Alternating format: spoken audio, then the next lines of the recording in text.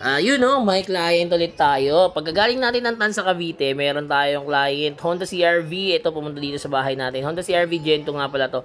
Ayan, kung mapapansin nyo, wala na yung pinaka-stereo niya kasi tinanggal na raw nila. Ito naman, para matanggal yung pinaka-panel frame, ayan, may dalawang tornilyo lang sa ilalim. Ayan, tatanggalin nyo lang yan, then hihilahin nyo lang yan, matatanggal nyo na yung pinaka-panel frame yan, okay? So, ito, natanggalan natin yung panel frame. Ayan, wala na rin yung mga bracket niya. So, ito na yun. Gagawin na natin siyang Android head unit.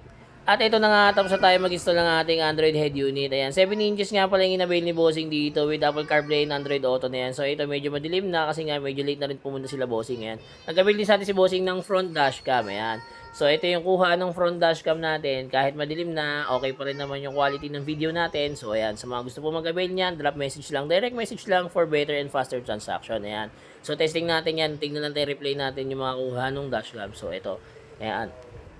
Actually, tinesting na natin yan kanina. Ayan, gumala tayo. Tinignan natin yung quality ng dashcam natin. So far goods naman para dun sa client natin. Ito, ayan.